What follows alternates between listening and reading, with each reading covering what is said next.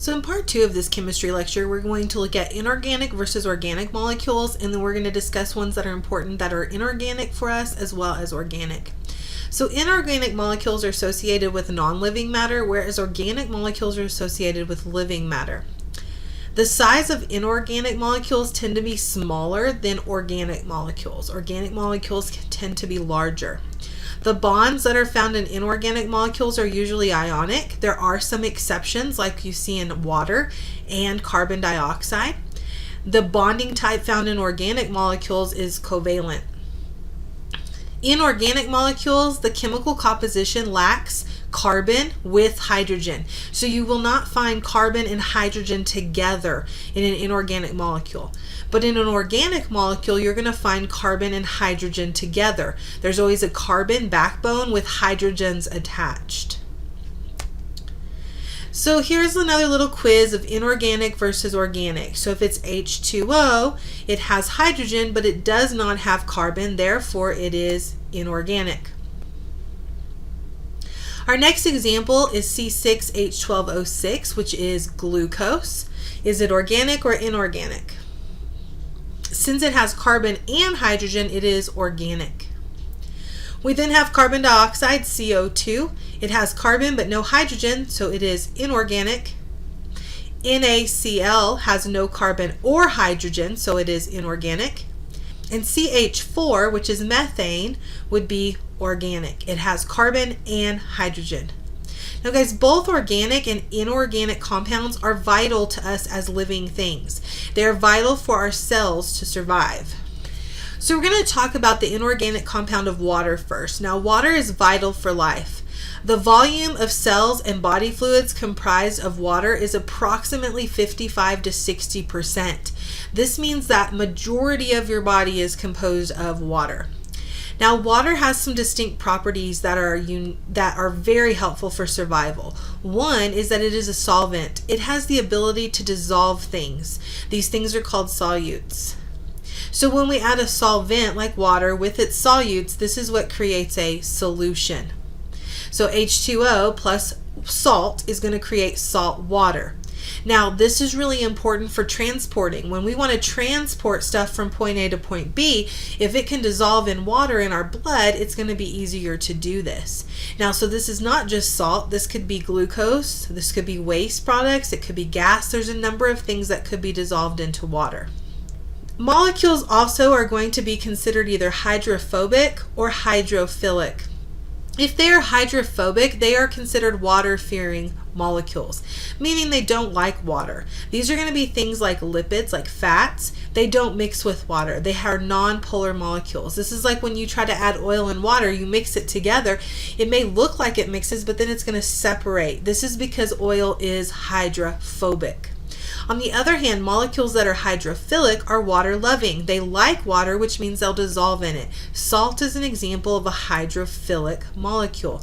This is going to be things like ionic bonded molecules like you see with salt, or polar covalent molecules. Water also participates in chemical reactions.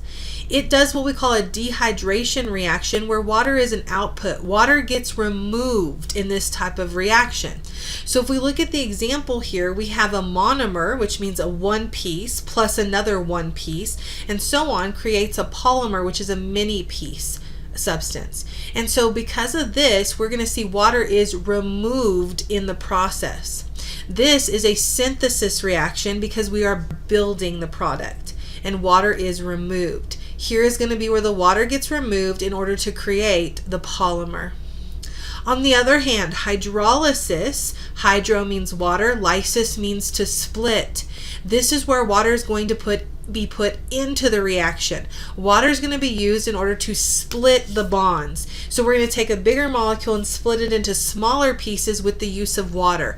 This is a decomposition reaction. All right, so water is going to be used and it's going to break these two apart, creating a monomer plus a monomer instead of a polymer. So if we look here, here's showing you an example. When we have glucose plus fructose, the water is highlighted here. It's put together. When it holds together, we see that water's removed and it creates sucrose. However, if we add water, we can break sucrose back down into glucose and fructose. The same here with the amino acid. When we want to build a protein, we see that water gets removed, and this allows the protein to get larger and larger by adding amino acids. All right, so dehydration synthesis is always going in these pictures is going this way because water is being removed, and hydrolysis is if water is being added and we're going to go this way in the reaction. This means that they are reversible reactions. Water also has a high heat capacity and high heat of vaporization. This is important because it allows for moderation of temperature. It allows our temperatures to only change a little because it takes a lot to heat water up and it takes a lot to cool water down. This slow change in temperature helps us resist the change of state. Okay, you can't just put water in an ice cube tray and stick it in the freezer for 20 minutes and you have ice. Okay, it takes longer than that for water to change from a liquid to a solid. It's the same thing if you want to boil water in order to cook something like mac and cheese. You have to put it on the stove with high energy in order to get the water to change from liquid to gas in order for the water to start boiling. And so because of this, it adds a kind of cooling effect to your body, so where you don't go outside when it's super hot and your water starts boiling, or go outside when it's really cold and your water freezes. All right, it allows that change to happen very slowly. Water also serves as a lubricant. This is super important in your joints, okay, where it acts as a lubricant and allows your joints to move smoothly with those serous fluids as well as joint fluids. Another thing we need to look at when we're looking at inorganic molecules is the subject of acids, bases, and salts. Now, the reason these are important is acids and bases are going to create what we call a pH. pHs can actually disrupt a lot of our chemical reactions if something becomes too acidic or too basic. Buffers are going to help stop this change. So in general, inorganic compounds are classified as either an acid, a base, or a salt. Inorganic compounds can either ionize or dissociate in water, meaning that they can break apart, where we then have cations, positive ions, and we have anions, those negative ions. So an acid is going to be one who releases hydrogen ions, these H pluses, into water. This would be like hydrochloric acid. When you add hydrochloric acid to water, it's going to break apart into H plus and Cl negative. A base, on the other hand, is going to release hydroxide ions. It's going to release OH negative, which is an anion, into the water. This is going to be like KOH. So we have then potassium, and then we have the hydroxide. So potassium hydroxide will break apart into a positive potassium and a negative OH. If it's a salt, it's going to release ions into the water, but it's not going to release any hydrogens or OHs. Okay, this one, if we look here, is potassium chloride, but there's no hydrogens being released and there's no hydroxides being released. So this is considered a salt.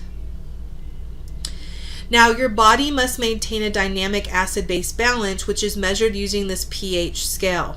The pH measures the concentration of the hydrogen ions in a solution. All right, so the pH scale is going to range, when we look at this, from 0 to 14. Now, 0 is going to be a high number of hydrogens, okay, and you can see here in the red, it's a high number of hydrogens. As we move to 14, it's actually going to be a low number of hydrogens, because these are actually negative numbers we're looking at. Okay, when we represent them as a pH of 3 or a pH of 7, we're not using the negative, but that just means that the number of hydrogen ions are going down as we go up the pH scale. I know it's kind of confusing, but if you can remember that 7 is neutral, everything below 7 is an acid, everything above 7 is a base. So a solution with a pH below 7 is considered an acid, and the reason for this is it has more H pluses. If it's higher than a 7, above a 7, it has less H pluses, therefore it is considered basic. If a solution is right at 7, because the hydrogens and hydroxides are equal, this is considered neutral. Okay, water, when it's pure water or distilled water, it has a pH of 7.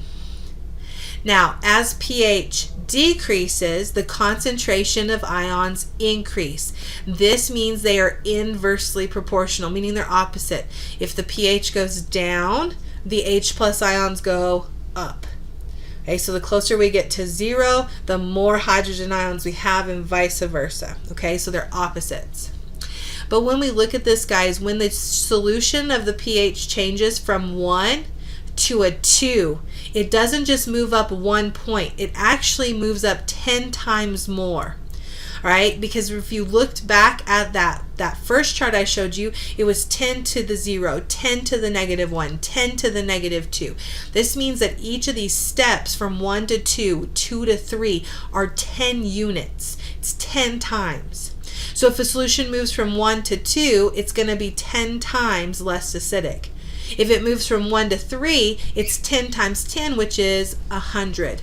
All right, so these are going to be your multiples of 10. So if then it goes from 1 to 4, it's going to be 10 times 10 times 10, which would be 1,000.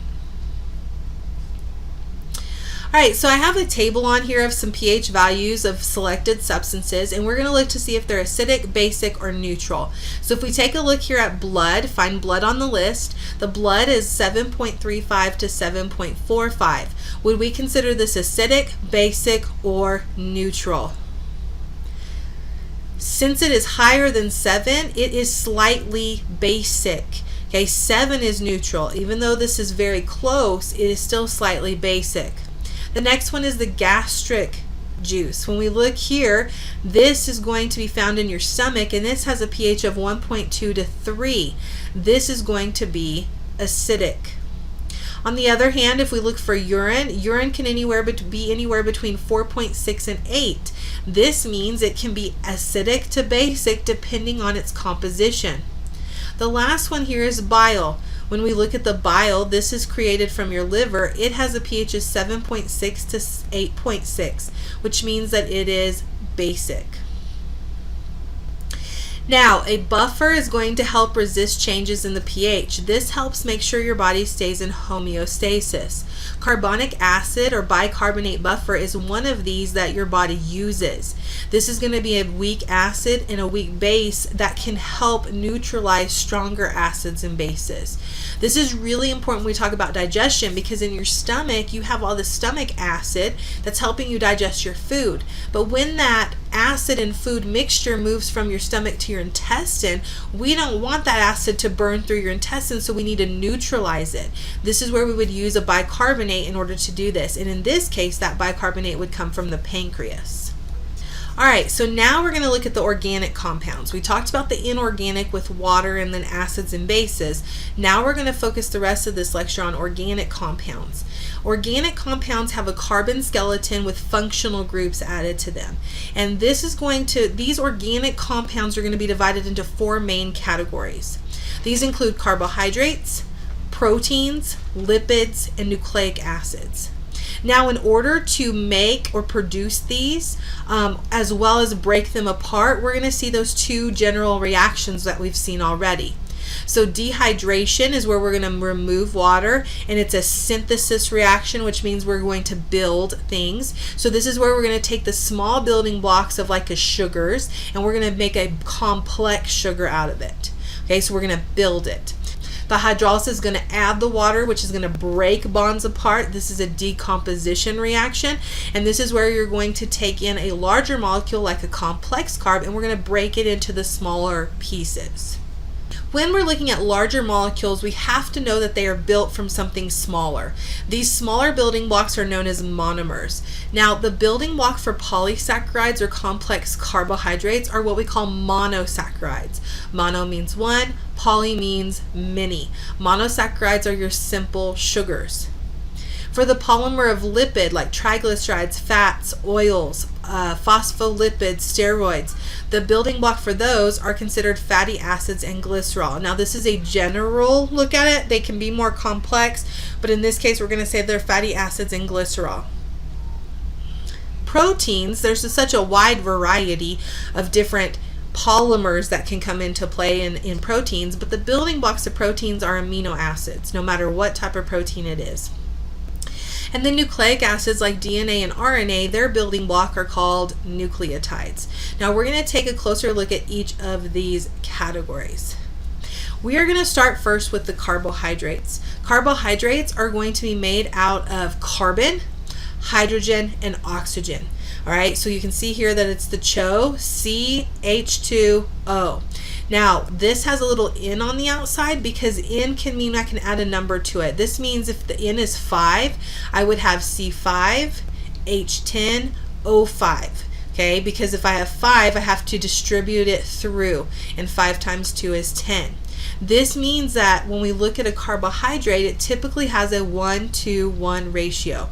1 carbon to 2 hydrogens to 1 oxygen. So let's look at the monosaccharides first, the simple sugars that we use as our building blocks. Glucose is used for quick energy. You're going to hear about glucose quite a bit. This is C6H12O6. And this is what we call a hexose sugar, meaning that it looks like a hexagon. It has that many sides. We also see another important monosaccharide is a deoxyribose sugar. This is the base for DNA, and this is a C5H10O4, and it's a pentose sugar. We then see a ribose sugar, which is an important base for RNA. This is a C5H10O5, and it is also a pentose sugar. Now, if you'll notice here on these monosaccharides, glucose, deoxyribose, and ribose all end in ose, O-S-E. This is a good indication to let you know that it is a sugar. All right, so we have the hexagon shape, and then we have the pentagon shape. Now, if we add 2 monosaccharides together, this is where we get a disaccharide. And the first one here is called sucrose. Sucrose is glucose plus fructose, and this is what makes up table sugar, the sugar that you find on your table or that you cook with. We also have lactose. Lactose is glucose plus galactose, and this is the sugar that's found in milk. You'll find individuals who are lactose intolerant cannot break this sugar apart, even though it's a simple sugar. Maltose is a glucose plus glucose sugar, and again it's a disaccharide because it's only 2 monosaccharides put together. Now all of these monosaccharides and disaccharides are considered simple sugars. If we take a look here, here's showing you some pictures of the monosaccharides. We see that they can have a pentagon shape or they can have a hexagon shape. We then see in disaccharides it's going to be 2 of them bonded together, and in order to create this bond, remember that water has been removed. Now, a polysaccharide is a monosaccharide plus a monosaccharide, and so on. It's many of these building blocks put together. So this would be like glucose plus glucose plus glucose, and this could be thousands of them put together to create this polysaccharide. There are several polysaccharides that are important. One is glycogen. Glycogen is used as a temporary storage for energy in your liver and your skeletal muscles. This is where we take some of that excess glucose that was in your blood and we store it away for another time. All right, it's stored up and it's stored as glycogen. We also see in plants, they store this as starch. Plant polysaccharides that are easily digestible are from starches. These are used from energy sources, and this is what we talk about like with a potato. This is that stored energy that we can use for starch and break apart for energy. However, plants also have a polysaccharide that is not digestible, one we cannot break apart. This is cellulose. This is used as fiber in your diet. So this would be like the skins of your fruit or things like that. They give fiber, they cannot be broken apart. Another thing that has lots of cellulose, because it's the cell walls of plants, would be like celery. This is why you can lose weight by eating celery as long as you don't add anything to it. You just eat the celery. It's because your body's going to work so hard at breaking it apart, but it can't because most of it is cellulose. All right, so these are what we call polysaccharides or complex carbohydrates. All right, so now we're going to look at lipids. Now, lipids are hydrophobic. They do not like water. They are, however, soluble in alcohol. They can be broken down by alcohol, but not water. The building blocks for lipids are fatty acids. These are really important in triglycerides and phospholipids. So let's look at triglycerides first. Triglycerides are going to make up a lot of our fats and our oils, and they contain 3 fatty acids, thus the tri. Okay, these 3 fatty acids are linked to a glycerol molecule. These can store 2 times more energy in their bonds than carbohydrates or proteins. So this is a really good energy source for storage that we can store away. However, this is a long-term type of storage, so it's hard to access it once it's stored, and it does offer us insulation. We do need some of this fat in our body. When this tissue, or when these fats get stored, these triglycerides get stored, they get stored into what we call adipose tissue. Adipose tissue is going to store triglycerides after excessive dietary intake. So guys, if you eat lots of carbs, lots of proteins, and lots of fats, your body's going to use the carbs and proteins first for energy, and then it's going to store the fats. All right, and so this is why it's really important to have a well-balanced diet. If you look at the food pyramid, the fats are at the top, the very tip, okay, because those will be stored if you give your body enough carbs and proteins. Because your body's like, oh, it's extra, let's put it away in storage. When you look at diets like the keto diet, we take the carbohydrates and proteins away and we focus just on the fats. That means the body is forced to use them. But once you add carbs in there, the body's going to start storing that fat again. So you have to be very careful with that. So when we look at fats, there's 2 main categories. There's saturated fats and there's unsaturated fats when we're talking about these triglycerides. Now, saturated fats are associated with animal fats. This means at room temperature, they're more of a solid structure. This is like lard or blubber. They're harder for your body to process. And so we should reduce the dietary intake of these. This would be like bacon fat, lard if you're cooking with that sort of thing. The reason these are called saturated fats is there's no double bonds to them. And so you can notice here that this carbon chain has 1 bond between each carbon molecule. And so because of that, it's considered a saturated fat because there would be hydrogens all around it.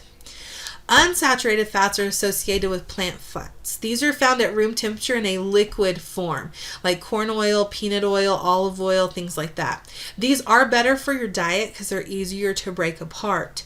The reason they are is they have some double bonds present. So instead of just a single strand with the carbons with 1 bond in between, some of the carbons have some double bonds. This means they're going to be missing some hydrogens that they would normally be bonded to.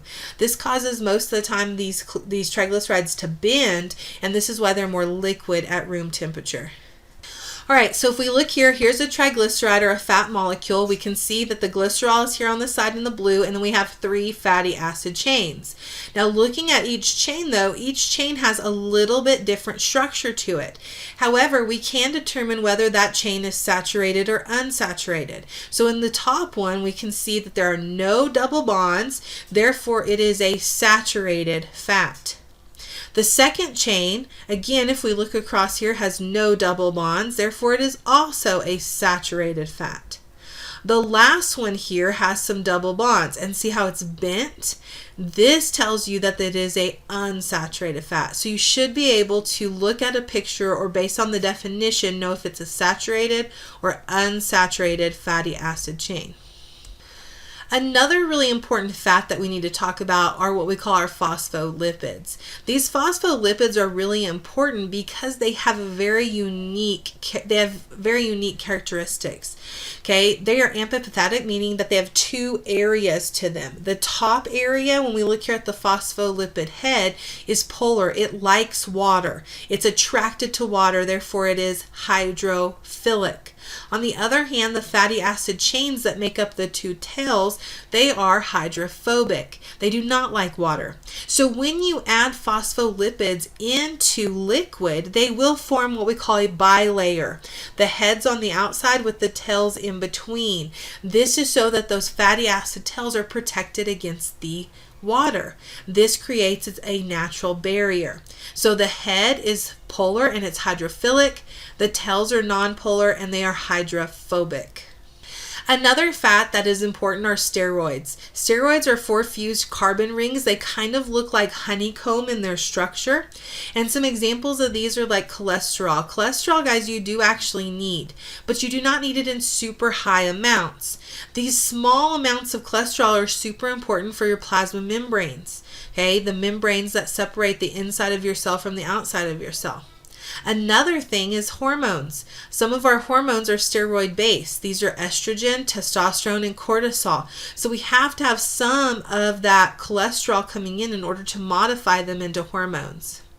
We also have what we call exeninoids. These are short distance hormones like prostaglandins and leukotrienes, which actually start to activate your immune system when cells have been injured. Okay, so it's really important when there's injury or a invader that's come into the body that these be used to help activate your immune system. So if you look here, you can see that how it has a fused ring structure and it kind of looks like honeycomb. There are also some fat-soluble vitamins that are important. These are things like vitamin A, D, E, and K. However, in excessive amounts, these will actually be deposited into your adipose tissue and they can cause your body to become toxic with them. So these are important, but they aren't going to get flushed out like if you were to take a lot of vitamin C. These will be stored. Now, vitamin A is important for sight. Vitamin D, of course, is for calcium absorption.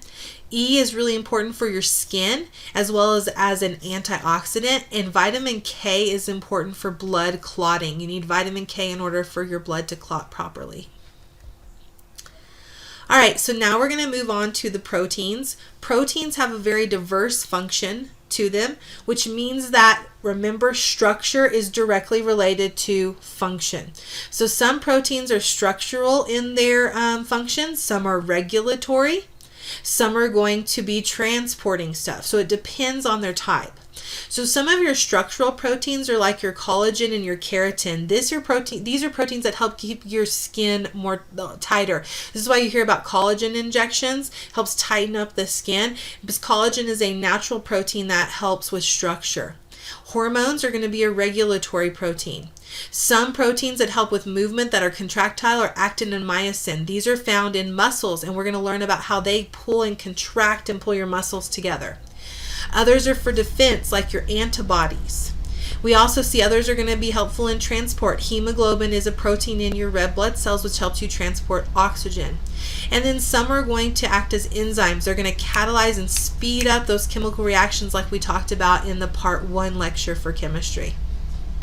Now, no matter what the protein is going to have the building blocks of amino acids. Okay, amino acids are the monomer. So when we have 2 amino acids added together, it's called a dipeptide. When we have more, it's called a polypeptide. And when it folds up, it's called a protein.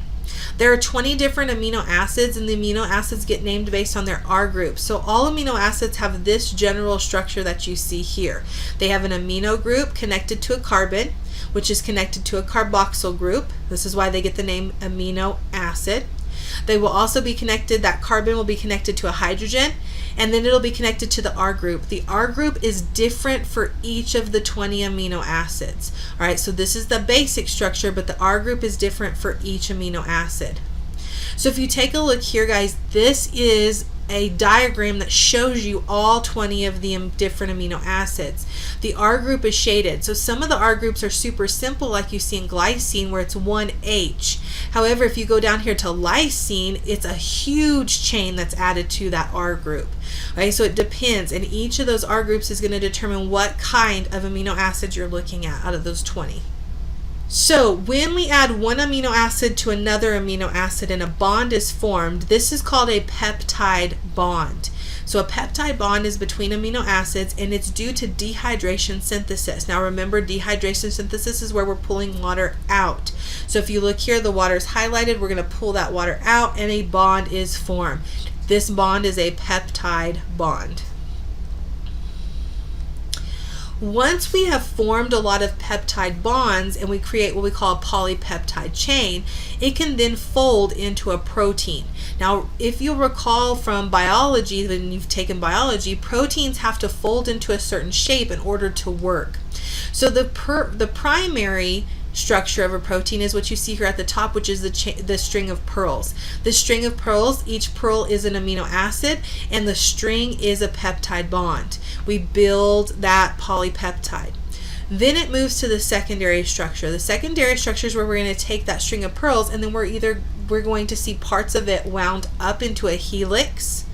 okay, like a spiral, or we're going to see others that are going to be folded like a beta sheet. Like if you were, when you were young, if you ever folded a fan, or if you had one of those fans that pulls out and it has those pleats to it, that's what the beta sheets look like.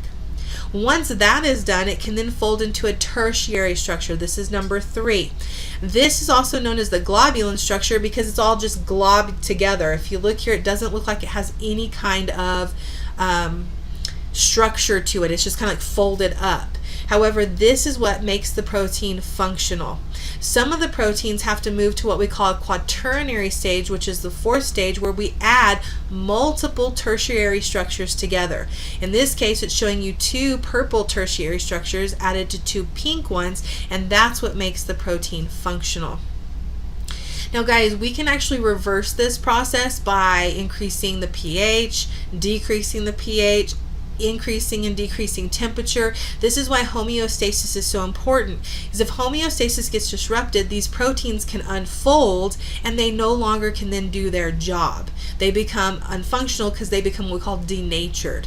So this is why it's really important for homeostasis when we're talking about for proteins. Now, there are 2 types of proteins. There are fibrous proteins, which are insoluble in water. They are structural in function, like collagen, elastin, and keratin. This is so they don't dissolve in water, so that's why they're insoluble. There's also globular, which are more soluble in water, and these are going to have more of a metabolic function, like your enzymes, antibodies, and hormones. Denaturation is when these proteins lose their 3D shape and they can no longer be functional. This could be permanent, and if it is permanent, that means the body has to work extra hard to make new proteins, and it may not get them made in time. Okay, so some factors that can alter this 3D structure from a normal protein to a denatured proteins are going to be things.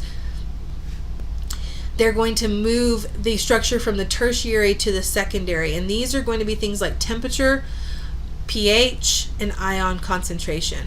Now, enzymes are a really important category of proteins because they are going to function as catalysts. They are going to help speed up chemical reactions in your body. Basic enzyme reactions are going to look like this. So the E is the enzyme, and it's going to connect to what we call the substrate. Remember, the substrate is going to be the reactant. It's what goes into the reaction.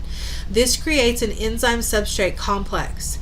This complex then is going to change shape, and it's going to then allow the enzyme and a product to come out. Now, one thing to note now, the substrate and reactant is now different. It looks different. It's now a product, but the enzyme does not. The enzyme can be reused over and over and over again, and so enzymes are only needed in very small amounts. One thing to note about these enzymes, though, is they are very specific. They have what we call an active site, which you can see here. It's highlighted kind of in blue, and this is going to only fit certain molecules. This is called an induced fit. Now, this is important because this is like a key. If you were to walk over to your neighbor's house and you put your house key into their door, if it fit, that would of course kind of freak you out, right? You'd be like, oh my gosh, it fits. But even worse would be if it opens their door. You would hope your house key would only open your front door. Okay, it should be a lock and key type of structure. We don't want it to be fitting everything. And so these enzymes are going to be very specific to a certain key, or what we would call substrate. Typically when we name enzymes, they end in ACE. And the beginning of their name is going to tell you what they work on. So if it's sucrase, it tells you it's an enzyme that breaks down sucrose. We also see that enzymes are very efficient. They're good at their job. They work very quickly, and they do not need to be replaced very often. However, enzymes are subject to control.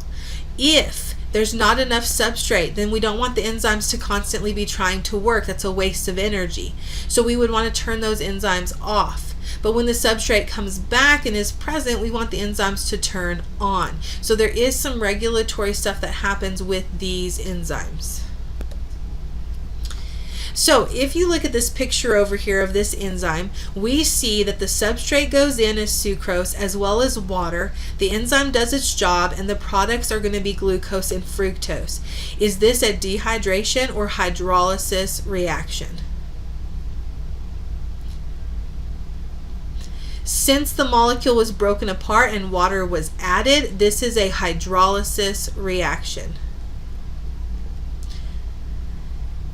Since water was added to this particular reaction, this is a hydrolysis reaction.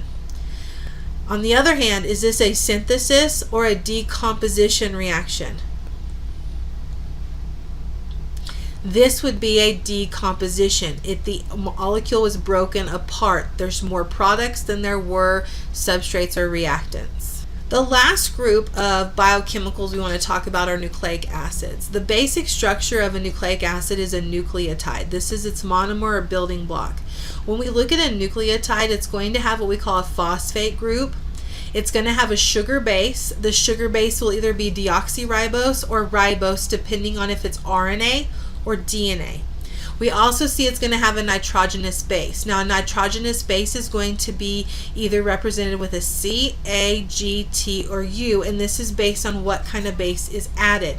So when we look at C, this would be cytosine, A is adenine, G is guanine, T is thymine, and U is uracil. So it depends on which nitrogen base is attached to which letter you're going to see. Now, one thing to note is there are some special structures with these nitrogenous bases. Purines are going to be your adenine and your guanine. Your adenine and your guanine, if you'll notice, have kind of a double ring structure to them, right? Because if you see here the A and the G, they have a double ring structure. The pyridamines have a single ring structure, and this is cytosine and thymine.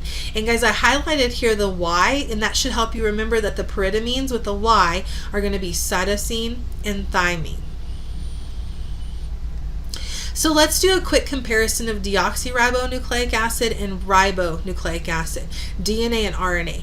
They have some differences that are present in their sugars and their bases. So when we look at the pentose sugar, we see in deoxyribonucleic acid, it is deoxyribose. But in ribonucleic acid, it is a ribose sugar. So there is a difference in their sugars. When it comes to their nitrogenous bases, deoxyribonucleic acid or DNA has A, G, C, and T. However, RNA is going to have A, G, C, and U. The T gets replaced with U in RNA. When we look at the phosphate groups, guys, DNA and RNA each have one per nucleotide.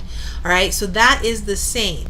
Their sugars are different, and sometimes the base could be different, whether it's a T or a U, but the phosphates are the same. When we look at the structure of DNA, guys, remember DNA is a double helix. And if you'll look here, you can see that you have the sugars in blue connected to the phosphates in green, and then you have your bases. If you'll notice with these bases, A is always going to pair with T, and G is always going to pair with C. And a hydrogen bond forms between them. This is what creates those rungs of the ladder, and then the ladder twists like a spiral staircase. With ribonucleic acid or RNA, it is a single strand. You will still notice its sugar here is ribose in blue. It's connected to a phosphate, and then we see that you have A, G, C, and U instead of T. Now you'll notice there's no bonding with hydrogen bonds because this is a single-stranded molecule. You'll notice here that you have a sugar phosphate backbone in both DNA and RNA, and it alternates sugar phosphate, sugar phosphate, sugar phosphate, and this creates that backbone. So what's the purpose of DNA and RNA? DNA is going to be used to store genetic information. This genetic information is like the blueprints on how to make proteins. The RNA is going to carry those blueprints out of the nucleus so that we can make proteins at the ribosome. So it's going to carry out protein synthesis. So they do work together, but their function is a little different, thus their structures. Another type of nucleotide that's really important, that's not a nucleic acid because it's not more than one kind of put together, is ATP. This stands for adenosine triphosphate. The function of ATP is to carry just enough energy for your cells to do work. This work may include movement, transport, chemical reactions, but it's just enough energy that we don't waste a lot, but we also don't create a lot of heat that could potentially cause damage to our cells. So if you look here, this shows you adenosine triphosphate. It gets its name because it has 3 phosphates, and that last phosphate has a high energy bond. When we want to release this energy, we are going to break that phosphate off. We have a phosphate by itself, and then we have energy released. This reaction is reversible in the sense that we can add energy and add the phosphate back and store that energy in the adenosine triphosphate. So this is reversible. When we go from ATP to ADP and releasing energy, this is a decomposition reaction releasing energy. When we go from ADP plus energy to ATP, that is a synthesis reaction, and we are going to store that energy. So when we look here, ATP is charged. It can be broken down into ADP plus phosphate plus energy. This is going to be triggered or helped by ATPase. It's an enzyme that helps break this down. This is an exergonic reaction because it releases energy. On the other hand, when we take ADP plus phosphate plus energy, we need to recharge that ADP. This is going to use an enzyme called ATP synthase because we're going to make new ATP. This is an endergonic reaction because you're putting energy in to the molecule. So ATP is generated via the process of cellular respiration, which you should have heard the term back in biology. There are different types of cellular respiration. There's anaerobic phase of cellular respiration that does not require oxygen. This is going to create 2 ATP molecules from 1 glucose. We've doubled the energy. This is called glycolysis. But guys, this isn't good enough. We want to convert more of the energy into ATP. So we want to go into an aerobic phase where oxygen is required to be present. This can generate actually 34 ATP molecules from 1 glucose molecule. This is through 2 other steps called the Krebs cycle and the electron transport system, which are found inside of the mitochondria of our cells. Now this is important, guys, because if you don't have oxygen present, you only produce 2 ATP. But if oxygen is present, we can actually generate even more, where you have the 34 plus the 2 for 36 ATP. That's a lot more efficient when we're converting energy. So 1 molecule can actually create 36 molecules of ATP.